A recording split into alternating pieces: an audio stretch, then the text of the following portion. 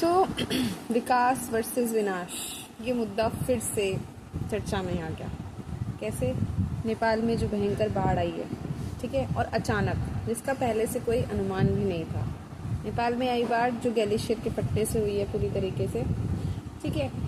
तो मतलब जिस तरह से हमारे लिए जितने भी छोटे छोटे जानवर होते हैं, है ना, जैसे हमारी नज़र में उनकी कोई वैल्यू नहीं है। चींटी, कीड़े मकोड़े, है ना, और छोटे छोटे जानवर जो भी होते हैं जिनको आधे से ज़्यादा हम ख़त्म कर गए।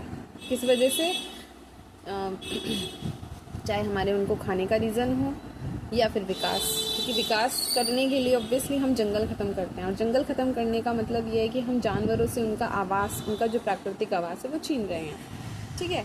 तो ऑब्वियसली जब जानवरों को अपने रहने की जगह नहीं मिलेगी, है ना, उनका प्राकृतिक आवास नहीं मिलेगा, है ना, उनका नेचुरल एरिया नहीं रहेगा, तो वो शहरी एरियो में भटकेंगे, और जब भटकने से, इधर उधर घूमने से वो वाहनों की चपेट में आएंगे या किसी अन्य इसमें आएंगे और शिकार हो जाएंगे और जल्दी जल्दी ख़त्म होंगे। इसके अलावा जितना भी पॉल्यूशन हो रहा है ना, CO2 जिस तरीके से बढ़ रहा है, हम बिल्कुल भी ये नहीं कह सकते कि क्या बोलते हैं ऐसा ही चलता है, विकास तो करना ही पड़ेगा। दिक्कत विकास की नहीं है, लेकिन कितना करना है ना, और कितनों के लिए करना है, ये तो डिसाइड हम लोग ही करेंगे। हम करेंगे, हमारी सरकार करेगी, हमारी जो राष्ट्रीय अंतर्राष्ट्रीय संस्थाएं हैं वो करेंगी। लेकिन अगर वही इसमें अपनी जिम्मेदारी, अपनी भूमिका नहीं निभाएंगी तो फिर इसकी जिम्मेदारी कौन लेगा? तो बात यही है कि जैसे हमारी नज़रों में उन छोटे छोटे जानवरों की कोई वैल्यू नहीं है ना, उसी तरह से प्रकृति की नज़रों में आपकी, इंसान की कोई वैल्यू नहीं है। होगा वो कहीं का बहुत बड़ा तोप, होगा वो दुनिया का बहुत बड़ा रईस आदमी, होगा वो दुनिया का बहुत बड़ा साइंटिस्ट, होगा कोई दुनिया का बहुत बड़ा बिजनेसमैन, है ना, होगा वो कुछ भी। लेकिन आप प्रकृति की नज़र में ना कीड़े जितनी औकात है आप लोगों की, इंसान की स्पेशली औकात कीड़े जितनी, जिस तरीके से प्रकृति ने अपना कोप दिखाया है ना नेपाल में आई बाढ़ में, ठीक है, ये इंसान के द्वारा की गई ही क्रियाओं के बाद जो प्रकृति के द्वारा प्रतिक्रिया दी गई है ना, ये वो है। और इससे भी ज़्यादा प्रतिक्रिया देखने को मिलेंगी अगर इंसान अभी भी नहीं समझा। हमें पता है क्लाइमेट चेंज इस समय की सबसे बड़ी वैश्विक समस्या है, ठीक है, और वो कहीं बाहर से समस्या नहीं है, उसे हमने ही पैदा किया है। कैसे पैदा किया? विकास जिस लेवल पर चल रहा है, चाहे वो इंडस्ट्री हो, चाहे अंधाधुंध विकास हो, जंगलों की कटाई हो, है ना, हमें सबसे पहली बात जो करनी है वो, चाहे किसी भी देश की बात हो, ठीक है, सारे देशों की बात हो, पॉपुलेशन कंट्रोल। कितने लोगों ने अभी तक अपने देश में, स्पेशली अगर हम इंडिया की और चाइना की ही बात करें, और चलो हम किसी और की बात क्यों करें, हमें अपने ही देश की बात करनी है, क्या हम लोगों ने अभी तक, हमें पता है कि हमारी पॉपुलेशन कितनी ज़्यादा बढ़ रही है, ठीक है, तो क्या हम लोगों ने अभी तक इस चीज़ को लेकर के कोई सवाल उठा? राष्ट्रीय मीडिया में अभी तक इस बात को लेकर के कोई चर्चा हुई? हमारी पार्लियामेंट में किसी तरह की कोई चर्चा हुई? उनके लिए ये मुद्दा ही नहीं है, ठीक है, क्योंकि यार ऑब्वियसली बात है, अगर पॉपुलेशन ज़्यादा होगी तो हमें रिसोर्सेज भी ज़्यादा चाहिए होंगे, ठीक है, हमें रिसोर्सेज ज़्यादा चाहिए होंगे, फिर उस हिसाब से हमें विकास भी ज़्यादा चाहिए होगा। हमें विकास ज़्यादा चाहिए होगा तो हमें और ज़्यादा जंगल काटने पड़ेंगे, हमें खेती के लिए ज़मीन तैयार करनी पड़ेगी, हमें और ज़्यादा सड़कें चाहिए होंगी, हमें और ज़्यादा हॉस्पिटल्स चाहिए होंगे, स्कूल्स चाहिए होंगे, और बड़ी संख्या में चाहिए होंगे। तो हम इन संख्या को, इन जो ये सेकेंडरी चीज़ें हैं, इन चीज़ों को बढ़ाएं, है ना, या फिर उस जिसके लिए संख्या बढ़ाई जा रही है उस संख्या को कंट्रोल करें। लेकिन हम इसमें डिफरेंस समझ ही नहीं रहे हैं, ठीक है। और दूसरी बात, इंटरनेशनल ऑर्गेनाइजेशन द्वारा कितने टाइम से ये वार्निंग किया जा रहा है कि CO2 बहुत ज़्यादा इमिशन हो रहा है, उसको कंट्रोल करना। हम लोग उसके लिए कोई ना कोई समिट उस मुख्य रूप से करते ही हैं, लेकिन अप्लाई कितनी हो रही है? उनसे जो भी चीज़ें निकल रही हैं कि ये बनेगा, उससे कुछ बने कानून? किसी देशों ने कुछ कानून किसी तरह के बनाए, और बनते भी हैं तो अप्लाई नहीं होते, है ना। तो वो वाली चीज़ें समझनी पड़ेंगी, देखनी पड़ेंगी, क्योंकि इन चीज़ों को ना, कार्बन एमिशन को, क्लाइमेट चेंज को, विकास और वर्सेस विनाश का जो ये चीज़ है, इसको कोई सीरियसली ले ही नहीं रहा है। और जबकि ये सबसे ज़्यादा इस समय मेरे को लगता है कि हर देश के लिए मुख्य एक प्रमुख मुद्दा होना चाहिए, है ना, कि हम पॉपुलेशन कंट्रोल कैसे करें, क्लाइमेट चेंज या जो हमारा कार्बन एमिशन हो रहा है इसको कम से कम कैसे कम करें, लेकिन हम उस पर ध्यान नहीं दे रहे हैं, बल्कि हम और चीज़ें बिगाड़ने में लगे ही हुए हैं। अब इन चीज़ों का सबसे ज़्यादा नुकसान उन लोगों को भुगतना पड़ता है जो बेचारे गरीब हैं, ठीक है, जिनके पास खाने को रोटी नहीं है, रहने को मकान नहीं है, और जैसे भी टूटा फूटा है, अगर वो इस तरह की प्राकृतिक आपदा से ऐसे बहेंगे, ऐसे टूटेंगे, है ना, तो फिर क्या होगा। हम लोग जो बेचारे हैं, जो अच्छे खासे रईस हैं, बढ़िया, जिन्होंने कमा लिया, वो तो अपना हेलीकॉप्टर, सबके अपने पास अपने पर्सनल हेलीकॉप्टर हैं, सब लेकर के अपने दूसरे देश में उड़ जाएंगे, क्योंकि सब ने अपनी प्रॉपर्टी दूसरे देशों में खरीद रखी है, मकान भी ले रखे होंगे, बना रखे होंगे, सब अपने दूसरे देशों में निकल जाएंगे भाई, कोई किसी को बचाने नहीं आएगा, ठीक है। लेकिन इन लोगों को कौन देखेगा, इन लोगों को कौन संभालेगा। इनको सिर्फ 1-1 लाख का मुआवजा देकर के आप किसी की ज़िंदगी वापस ला सकते हो, इतना ही। और वो 1 लाख रुपया जो भी तुम 50,000 1 लाख रुपये दे, वो कब तक चलेगा, है ना। तो ये सारी चीज़ें सोचनी पड़ेंगी, क्योंकि हर देश के लिए इस समय सबसे प्रमुख मुद्दा यही है, क्योंकि भाई प्रकृति नहीं देखती आप किस धर्म की हो, किस जाति की हो, क्या आपका मजहब है, कहाँ रहते हो, आपके पास कितना पैसा है, नहीं है, वो नहीं देखती। वो तो सबको बिल्कुल इक्वली ट्रीट करती है, चाहे वो कहीं का बहुत बड़ा तोप हो या बिल्कुल मिट्टी में मिला हुआ इंसान, उसके लिए तो सब इक्वल है, वो नहीं करेगी, ठीक है। तो इस लेवल तक, इस हद तक क्यों ही अपने आप को बढ़ाना है कि इंसान का अस्तित्व ही ख़त्म हो जाए, क्योंकि जैसे वही है कि जो आप करोगे वही आपको वापस मिलेगा। जैसे आपने दूसरे जानवरों का अस्तित्व ख़त्म कर दिया, आपने क्या बोलते हैं, अपने लालच के चक्कर में, खाने के चक्कर में, पैसों के चक्कर में, विकास के चक्कर में, ठीक है, उन अनंत इच्छाओं के चक्कर में जो कभी ख़त्म ही नहीं होंगी, मुझे ये भी चाहिए, मुझे ये भी चाहिए, मुझे ये भी चाहिए, इतना चाहिए, फलाना चाहिए, ढिमका चाहिए। तो इन अनंत इच्छाओं के लिए आपने जितने जानवर ख़त्म कर दिए, जितने पेड़ ख़त्म कर दिए, जितनी प्रजाति ख़त्म कर दी, है ना, आप कैसे बच जाओगे फिर? इंसान कैसे बच जाएगा? इंसान का अस्तित्व कैसे बच जाएगा, है ना। हर क्रिया की एक प्रतिक्रिया होती है, आप जैसा करोगे आपको बदले में वैसा ही मिलेगा, है ना। तो अपने आप को भी इंसान को हमेशा ये समझना चाहिए कि उसके ऊपर कोई ना कोई कंट्रोलर है ना। जैसे हर छोटे छोटे जानवरों के ऊपर अगर इंसान बैठा है उनके ऊपर कंट्रोल करने के लिए, तो इंसान के ऊपर भी एक कंट्रोलर बैठा है जो खुद नेचर है, प्रकृति है ना। उसके सामने खड़े नहीं हो पाओगे भाई, ठीक है।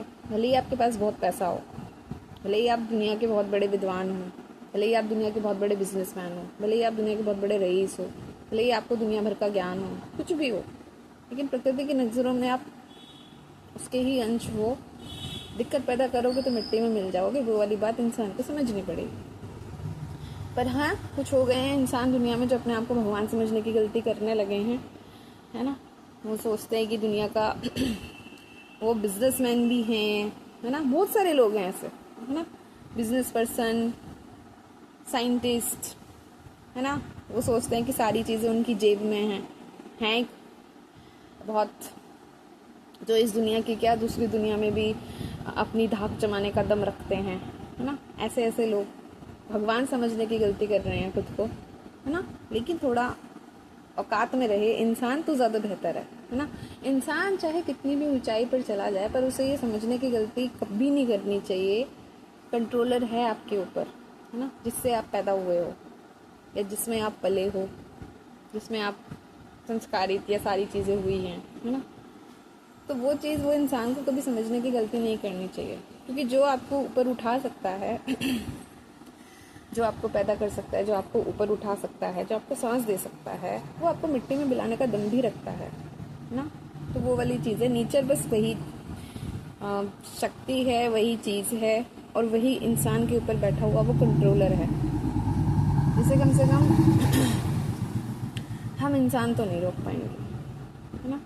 हमारी इतनी औकात, हर इंसान को ये हमेशा पता रहना चाहिए कि उसकी इतनी औकात नहीं है कि वो अपने कंट्रोलर के सामने आवाज़ भी उठा सके। बस अभी बात वही है कि अभी सिर्फ ये संकेत मात्र है। बात सिर्फ इतनी सी है कि संकेत रूप सिर्फ अपना परिचय कराने में ही अगर इतना खतरनाक क्या बोलते हैं विध्वंस हो सकता है, तो अगर बड़े लेवल पे एक ग्लेशियर टूटा है सिर्फ, पता नहीं कितना बड़ा था, लेकिन सिर्फ कुछ सेकंड में ही पूरी की पूरी तबाही मच गई, ठीक है, सिर्फ कुछ सेकंड में। सोचो अगर इसी तरीके से चीज़ें चलती रही और हम विकास करते रहे अंधाधुंध विकास अपने आप कंट्रोल हो जाएगा। एक बार जनसंख्या कंट्रोल हो गई, एक बार हमने लोग कंट्रोल कर लिए, इतना बोझ नहीं है भाई पृथ्वी में, इतना बोझ नहीं उठा सकती वो। ठीक है, पढ़ते हैं हम लोग, लेकिन वही है ना कि हमारी पढ़ाई सिर्फ किताबों के अंदर तक सीमित रह गई है, उसे हम वहीं छोड़ देते हैं। और कोई इंसान अगर उस पढ़ी हुई बात को व्यवहारिक तौर पर अप्लाई करना भी चाहे तो वो इन लोगों के लिए, इस घटिया सोसाइटी के लिए इनका सबसे बड़ा दुश्मन हो जाता है। ठीक है, उसको उसके पीछे डंडे लेकर के ये लोग ऐसे भागते हैं जैसे पता नहीं उसने कितना बड़ा पाप कर दिया, उनको सिर्फ बता करके। ठीक है, तो वो तो सिर्फ वो बात बोल रहा है जो उसने पढ़ी है। ठीक है, जो उसने पढ़ी है, जो उसने समझी, और वो उन्हीं बातों को, तो जो इंसान किताबों में पढ़ी हुई चीज़ों को सोसाइटी में देख करके उन चीज़ों को, उन सही बातों को, उन सही चीज़ों को व्यवहारिक तौर पे अप्लाई करने की कोशिश कर रहा होगा, बता रहा होगा, लोगों को समझा रहा होगा, है ना, जो किताबों की बातों को असली दुनिया में अप्लाई होते हुए देखना चाहता हो, उस व्यक्ति से सोसाइटी के उन लोगों को बड़ी समस्या हो जाती है जो चाहते हैं कि उनमें कभी सोसाइटी में कोई नया विचार, कोई नई बात, कोई नई आदत आई ही ना। क्योंकि सोसाइटी हमेशा चाहती है कि हमेशा पुरानी ही चीज़ें चलती रहें, क्योंकि पुरानी चीज़ों में, पुरानी ट्रेडिशंस में, पुरानी परंपराओं में एक सहूलियत होती है ना, पुराने ढर्रे, है ना, पुरानी चीज़ें ये कह करके कि पहले से ऐसे ही चले होते आ रहा है, तुम पुराने लोगों को, पुरानी बातों को चुनौती दोगे, तुम इतने विद्वान हो गए, तुम इतने महान हो गए, इतने ज्ञानी हो गए कि तुम उन लोगों की बातों को नकारोगे। तो जब पहले से ही सिस्टम ऐसा चला होता आ रहा है ना, तो पहले से ऐसे ही चलना चाहिए, है ना। इसी बीच में अगर कोई व्यक्ति आ जाता है और बोलने लगता है कि ये चीज़ें गलत हैं, इसमें शोषण होता है ना, और इनजस्टिस है ना, समानता नहीं मिलती, और वो लोगों को किताबों में पढ़ी हुई सही बातों को अप्लाई करने की बात बताता हो, तो इन सोसाइटी उसके पीछे भाई ऐसे हद पीछे पड़ जाएगी, है ना, जान के दुश्मन। ऐसे बहुत लोग हैं भारत में ही, ऐसे बहुत लोग हैं। और भारत में क्या, मेरे को लगता है कि जितने भी भारत में प्रमुख विचारक रहे हैं और जब उन्होंने सोसाइटी के अगेंस्ट बोलने की कोशिश की है, सही बात को सामने रखा है और गलत बात का विरोध किया है, तो ये सोसाइटी हमेशा ही उनकी जान की दुश्मन बनी है। अब ऐसे कोई एक व्यक्ति नहीं है, आज के समय में भी ऐसे लोग हो सकते हैं और हमारे इतिहास में भी ऐसे बहुत सारे लोग रहे हैं, चाहे वो अम्बेडकर जी हों, चाहे वो ज्योतिराव फुले जी हों, चाहे वो पेरियार जी हों, है ना, चाहे वो सावित्रीबाई फुले जी हों, है ना। ये सारे लोग वो रहे हैं जिन्होंने समाज में हो रही ईश्वर चंद्र विद्यासागर हो गए और राजा राम मोहन राय जी हो गए, इन लोगों ने अपने समय में समाज में हो रही कुप्रथाओं का ज़बरदस्त तरीके से विरोध किया। तो क्या उस समय की सोसाइटी इन लोगों की दुश्मन नहीं बनी? क्या इन लोगों को जान के वो नहीं दिए गए कि हम जान से मार देंगे, ये कर देंगे, वो कर, सबको दिए गए हैं।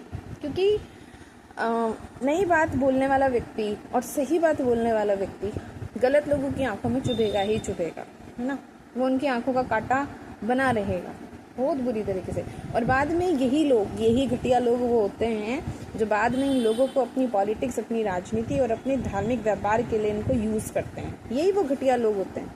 ठीक है,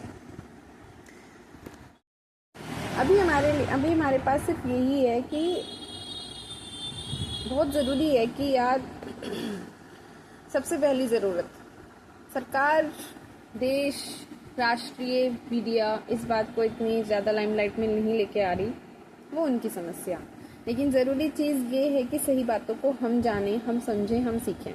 ठीक है, हमें पता है इस समय देश की सबसे प्रमुख समस्या क्या है, देश की बढ़ती हुई जनसंख्या। सबसे पहले उसको कंट्रोल करना। ठीक है, कानून बना देंगे सरकार, जब भी बनाएगी वो उनका अपना वही है, लेकिन सबसे पहले सही चीज़ों को समझने की ज़रूरत हमारी है। क्योंकि एक बार अगर पॉपुलेशन स्टेबल हो गई, कंट्रोल में हो गई, है ना, और कुछ समय तक नहीं बढ़ती है, ठीक है, तो सरकार के पास कहने के लिए बात नहीं रहेगी, हम क्या करें, जनसंख्या बढ़ रही है, इतनी ज़्यादा भीड़ होती है हमारे पास, क्या बोलते हैं, इतने लोग, उनके पास ही बहाना नहीं रहेगा बोलने के लिए, है ना। एक बार अगर जनसंख्या कंट्रोल हो गई और हर बार फिर वो लोगों के लिए नए नए विकास प्रोजेक्ट नहीं लेके आएंगे कि सड़कों का चौड़ीकरण करना है, नई हाईवेज बनानी है, नई हॉस्पिटल्स बनाने, नए स्कूल्स बनाने, उनके पास ही बहाना नहीं रहेगा, है ना। क्योंकि जब भी कोई योजना अनाउंस होती है तो उसमें ये तो कि वहाँ पे इतने लोग हैं तो उन लोगों के हिसाब से यहाँ पे इस चीज़ की कमी है तो वहाँ पे ये चीज़ बनाई जाएगी। अगर एक बार हमने पहली प्रॉब्लम को कंट्रोल में ले आए, है ना, अगर एक बार पहली समस्या को कंट्रोल में ले आए तो दूसरी तीसरी प्रॉब्लम्स जो है ना वो अपने आप सुलझती हुई चली जाएंगी। फिर हम नए को बनाने की बजाय जो पुराना है जो पुरानी चीज़ें हैं उन्हीं को और ज़्यादा अच्छा करते हुए चलेंगे, है ना। उसमें इन चीज़ों को थोड़ा सा समझने की ज़रूरत है। तो सबसे पहले हर एक इंसान को अपनी ही जिम्मेदारी समझनी पड़ेगी, है ना। हर एक इंसान सिर्फ किसी परिवार का सदस्य नहीं होता, ठीक है, या उसकी जिम्मेदारी सिर्फ और सिर्फ अपने परिवार के प्रति नहीं होती है, उसकी जिम्मेदारी सोसाइटी के प्रति भी होती है, उसकी जिम्मेदारी अन्य लोगों के प्रति भी होती है और उसकी जिम्मेदारी देश के प्रति भी होती है। तो इसी चीज़ को समझते हुए अभी हमारी जो जिम्मेदारी प्रमुख रूप से होनी चाहिए वो देश के लिए होनी चाहिए। ज़रूरी है ये कि हम अपने आप को जाति, धर्म, मजहब, वर्ग इन सबसे ऊपर उठाते हुए सिर्फ और सिर्फ एक इंडियन की तरह, एक रैशनल थिंकर की तरह सोचें, वो ज़रूरी है। अगर हम सब लोग एजुकेटेड हैं तो इन चीज़ों की तरफ हमें सोचना भी पड़ेगा और दूसरे लोगों को अपने पीछे चलाने से बेहतर है उनको सोचना सिखाना, सही मुद्दे उनके सामने रखें, उनके विचार देखें वो इन चीज़ों के बारे में क्या सोचते हैं, क्या समझते हैं। हमारे जो बच्चे हैं, हमारी जो जनरेशन्स हैं, स्कूलों में जो स्टूडेंट्स हैं, उनको सही बातों की तरफ उनका ध्यान दिलाया जाए। ऐसा नहीं है कि वो नहीं सोचते, लेकिन किसी को धार्मिक, अंधविश्वासी, पाखंडी और भक्त बनाने से अच्छा है कि हम उनको एक विचारक चिंतन करना सिखाएं, सोचना सिखाएं, किसी भी दृष्टिकोण को लेकर, किसी भी बात को लेकर के। ये भी नहीं होना चाहिए कि हम जो क्या बोलते हैं सोशल मीडिया पे रील वगैरह देख रहे हैं सिर्फ उसी से हमारा जो है पर्सपेक्टिव निकल के आ रहा है। नहीं, उसमें भी जो देख रहे हैं उसके भी एक फैक्टफुली जांच ज़रूरी है अपने तरीके से, है ना। तो ये चीज़ें ज़रूरी हैं। किसी भी व्यक्ति को किसी एक व्यक्ति या किसी एक अन्य आश्रम संस्था के साथ जोड़ देना वो गलत चीज़ है, ठीक है।